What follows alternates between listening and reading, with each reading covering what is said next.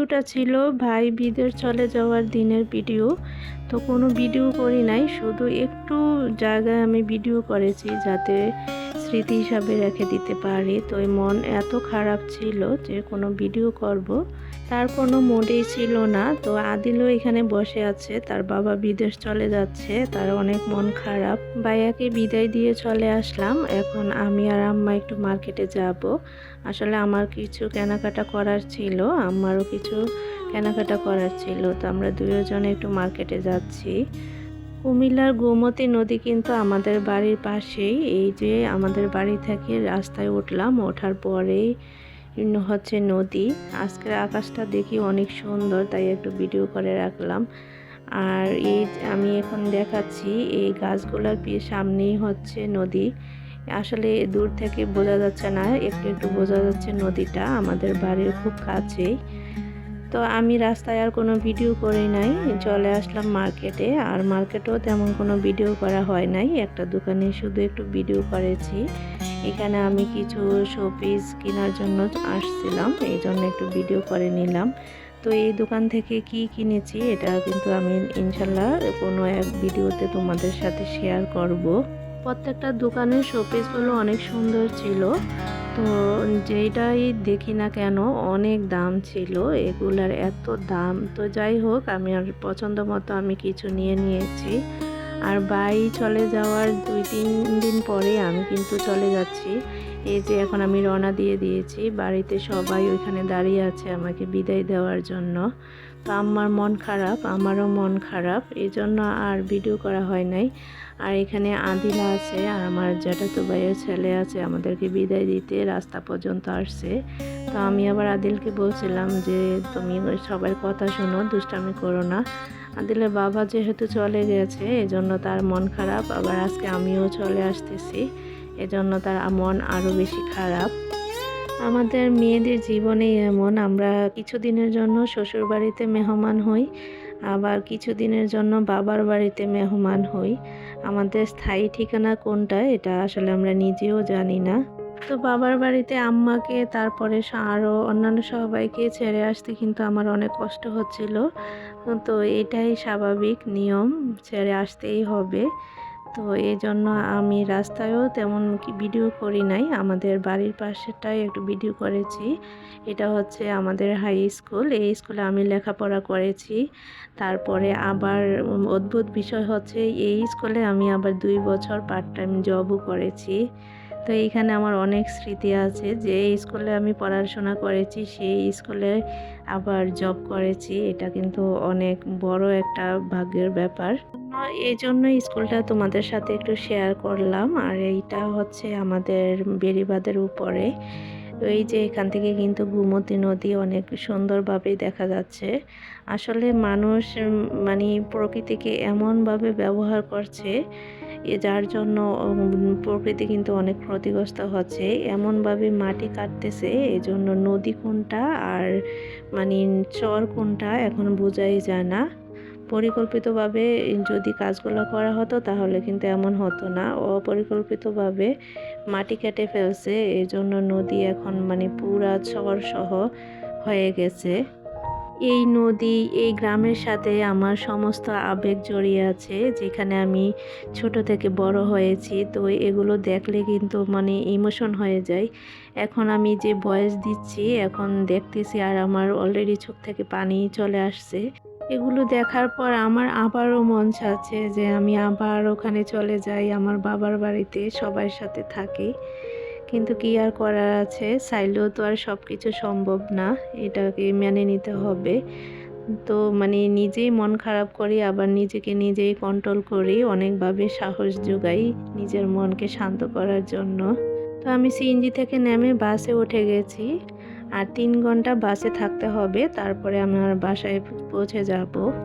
আমার শ্বশুর বাড়ি থেকে আমার বাবার বাড়ির দূরত্ব হচ্ছে 4 ঘন্টা। 4 ঘন্টা সময় লাগে যেতে, এই জন্য যখন ইচ্ছা হয় তখনই কিন্তু আমি যেতে পারি না। এই কারণে আমার মনটা কিন্তু আরও খারাপ থাকে। সবসময় যখন বাবার বাড়ি থেকে আসি তখন এই মনটা খুব খারাপ থাকে। মনটা একটু ভালো করার জন্য রাস্তায় একটু ভিডিও করেছি আর মনে মনে চিন্তা করতেছি বাড়িতে সবাই কি করে, হয়তো আম্মা মন খারাপ করে বসে আছে। আর আদিলও টুনটুর জন্য অনেক মন খারাপ করছে, যেহেতু টুনটুর সাথে আদিলে সবসময় খেলা করতো, দুইজন একসাথে থাকতো। এখন তো টুনটু চলে আসছে আর আদিলের বাবাও চলে গেছে, মানে আমার ভাইও বিদেশে চলে গেছে। ছেলেটা একদম একা হয়ে গেছে, যার জন্য আমার মনটা আরও বেশি খারাপ লাগতেছে। তো রাস্তায় এরপরে আমি আর কোনো ভিডিও করি নাই, সরাসরি চলে আসলাম বাসায় এসে ক্যামেরাটা অন করেছি। মাত্র 10 দিন বাসায় ছিলাম না, আর বাসার অবস্থা দেখো, কিচেনের কি অবস্থা, আর পুরা ঘরে ধুলাবালি পড়ে এমন অবস্থা হয়ে আছে, যা দেখে আমার অলরেডি মাথা ঘুরাইতেছে কিভাবে কাজ করব। আমার হাতে সময়ও খুব কম। আমি আসছি বাসায় 2টা বা 2:30টার দিকে, আর আমার শ্বশুর মামা শ্বশুর আবার ঢাকা থেকে বাসায় আসতেছে, মেহমান আসবে রাতে। তো এই জন্য আমি খুব তাড়াহুড়া করে সবগুলো কাজ সেরে নিচ্ছি। বাসায় ঢোকার পরে আমার প্রথম কাজ হচ্ছে গাছগুলো দেখা, তাই আমি বারান্দায় চলে আসলাম। তো মাত্র 10 দিন বাসায় ছিলাম না, এর মধ্যে মনে হয় যে সবগুলা গাছ অনেক বড় হয়ে গেছে। আর আমি যখন সাধারণত বাসায় থাকি তখন মনে হয় যে গাছগুলো বড়ই হয় না। আসলে কি এটা আমার মনের ভুল, না সত্যি এটা বুঝতে পারি না। সব সময় দেখি যখন বাসায় থাকি তখন মনে হয় যে গাছগুলো অনেক ছোট ছোট, আর কয়েকদিন যদি বাসায় না থাকি এর মধ্যে মনে হয় যে গাছ অনেক বড় হয়ে গেছে। তো আমি প্রত্যেকটা গাছই ধরে ধরে দেখছিলাম কোনটার কি অবস্থা। কিছু ধনিয়া লাগাই গেছিলাম, তো কিছু হয়েছে আর কিছু কিন্তু মরে গেছে। আর দেশি মরিচ গাছ, তারপরে নাগা মরিচ, দুটোতেই ফুল আছে, আবার মরিচও ধরতেছে। টুনটুর পাপা যেহেতু বাসায় ছিল এই জন্য গাছগুলোর একটু যত্ন নিয়েছে, মানে একটু সময় মতো পানিটা দিয়েছে, যার জন্য গাছগুলো সুন্দর আছে। আর এমনিতে বৃষ্টিও হয়, এজন্য গাছ কোনো ক্ষতি হয় নাই। আর আমি দেখো বাসা থেকে কি নিয়ে আসছি, মানে আমার বোনের বাসা থেকে নিয়ে আসছি। যেগুলো টাকা দিয়ে কিনতে হয় এগুলো কিন্তু আমি ফ্রিতে নিয়ে আসলাম, মানি প্ল্যান্ট, মানে ঘরে রাখার জন্য। এই গাছগুলো তোমরা কি নামে চেনো একটু বলো তো আমাকে। তো আমি এখন এগুলো বারান্দায় একটু রেখে দিচ্ছি, সব কাজ শেষ করে এগুলো ধরবো, এখন আর কিছুই করব না, এই জন্য এখানে রেখে দিলাম। তো এখন আমি কিচেনে চলে আসছি, ঝটপট করে সব কিছু গুছিয়ে নিব।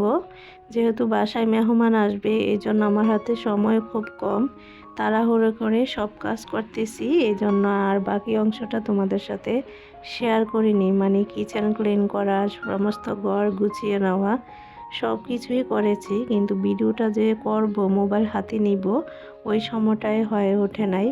তো সন্ধ্যার সময় টুনটুর পাপা বাজারে গিয়েছিল, কিছু যা যা দরকার আর কি নিয়ে আসছে। আমি যেহেতু এতদিন বাসায় ছিলাম না, তো অনেক কিছুই এর মধ্যে শেষ হয়ে গেছে। তো ইমার্জেন্সি যেগুলো না হলে না এগুলোই এখন নিয়ে আসছে, তারপর একসাথে মাসের বাজারটা করে নিব। আমি যে এলাকায় থাকি ওইখানে কিন্তু নির্দিষ্ট সময় আছে বাজার করার, অসময়ে বাজারে গেলে কিন্তু তেমন কোনো কিছুই পাওয়া যায় না। যেমন আজকে টুনটু বাবা বাজারে যাওয়ার পর তেমন কিছুই পায় নাই, হাতের কাছে যা পেয়েছে তাই নিয়ে আসছে।